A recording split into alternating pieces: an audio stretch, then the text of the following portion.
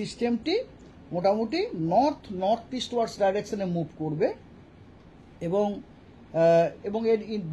এর যে deep depression ইন্টেন্সিটিটাও maintain করবে আজকে সন্ধে পর্যন্ত ডিপ ডিপ্রেশন ইন্টেন্সিটিটা মেনটেন করবে এবং তারপরে ধীরে ধীরে ওটি একটি ডিপ্রেশনে উইকেন হয়ে যাওয়ার সম্ভাবনা আছে এবং তার জন্য হালকা থেকে মাঝারি বৃষ্টিপাত সব জায়গাতেই প্রায় with heavy to very heavy rainfall at a few places with exceptionally heavy rainfall মানে more than 30 centimeter at isolated places over sub-Himalayan West Bengal, Sikkim on 29th and 30th.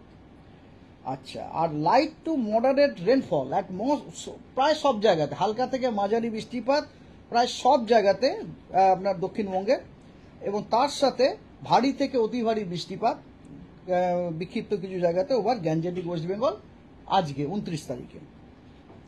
Wind warning হচ্ছে আপনার squally wind speed 50 থেকে 60 kilometre প্রতি ঘন্টায়, গাস্টিংয়ে 70 kilometre প্রতি ঘন্টায় থাকার সম্ভাবনা যথেষ্ট বেশি। কোথায়?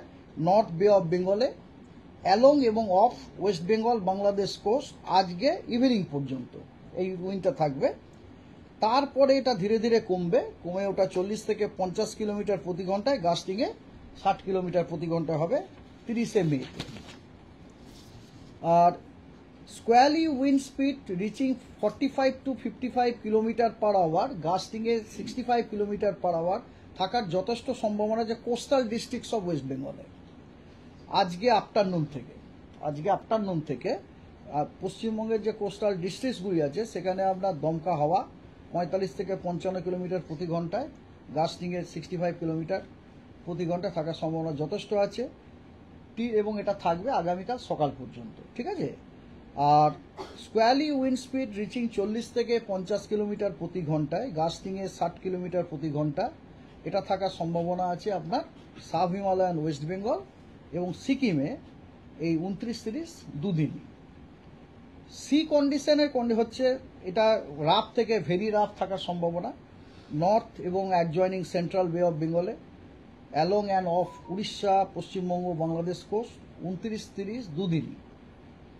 ফিশারম্যানদেরকে আমরা অলরেডি অ্যাডভাইস করা হয়েছে not to venture into north and adjoining central bay of Bengal off Orissa, Bangladesh, Paschimbanga coast 29 থেকে 30 তারিখে। এইবারে এই যে ওয়েদারগুলি আপনাদেরকে আমি বললাম, বৃষ্টি, ঝড় ইত্যাদি, তার কিছু ইম্প্যাক্ট আছে। সেই ইম্প্যাক্টগুলো হচ্ছে গাছের ডাল ভেঙে যাওয়ার সম্ভাবনা আছে, এই যে সমস্ত হালকা কিছু গাছ উপড়ে যাওয়ার সম্ভাবনা আছে, যেমন কলা, পেঁপে, সজনে গাছ। স্ট্রং উইন্ড এবং রেন মে ড্যামেজ প্ল্যান্টেশন, মানে যেগুলো লাগানো হয়েছে গাছ সেগুলোকে আপনার ভেসে যেতে পারে। Horticulture also, standing crops also. আর ভালনারেবল স্ট্রাকচার যেগুলো আছে সেগুলোর পার্সিয়াল ড্যামেজ হওয়ার সম্ভাবনা আছে ঝড় এবং বৃষ্টির জন্য। আর কাঁচা যে সমস্ত বাড়ি আছে তাদের দেয়ালগুলি সেখানে মাইনর ড্যামেজ হওয়ার সম্ভাবনা আছে। কুঁড়ে ঘর যেগুলি আছে সেগুলির মাইনর ড্যামেজ হওয়ার সম্ভাবনা আছে এবং রাস্তারও কাঁচা রাস্তা যেগুলো তারও আপনার মাইনর ড্যামেজ হওয়ার সম্ভাবনা আছে ডিউ টু হেভি রেন। আর একটা যেটা ডেঞ্জারাস জিনিস, যখন খুব ঝড় হয় তখন হালকা টিনের পাত উড়ে যায়, তো ওইটা খুবই ভয়ঙ্কর জিনিস। মনে করুন ওই সময় যদি কেউ আসে হঠাৎ করে যদি শরীরে কোনো জায়গাতে আঘাত লাগে তাহলে তার ভয়ঙ্কর ক্ষতি হতে পারে। তো লুজ অবজেক্টস মে ফ্লাই। তারপরে অনশোর এবং অফশোর অপারেশন যথেষ্ট এফেক্টেড হতে পারে। ছোট শিপ, ট্রলার, বোট যেগুলি সেগুলি এফেক্টেড হয়ে যেতে পারে। আচ্ছা, তারপরে রোড এবং রেল ট্রাফিক ওরাও এফেক্টেড হতে পারে due to heavy rain, squally winds. আর একটা যেটা ব্যাপার সেটা হচ্ছে লোকালাইজ ল্যান্ডস্লাইড হওয়ার সম্ভাবনা আছে, ল্যান্ডস্লিপ হওয়ার সম্ভাবনা আছে, মাডস্লাইড হওয়ার সম্ভাবনা আছে, ওয়াটার লগিং হওয়ার সম্ভাবনা আছে। তারপরে ইনান্ডেশন এবং ফ্লাডিং হওয়ার সম্ভাবনা আছে, যেগুলো আপনার লো লাইং এরিয়া আছে, লো লাইং এরিয়াগুলো থাকা। আর প্রায়শই আপনার ভিজিবিলিটি কমে যেতে পারে ডিউ টু হেভি রেনফল।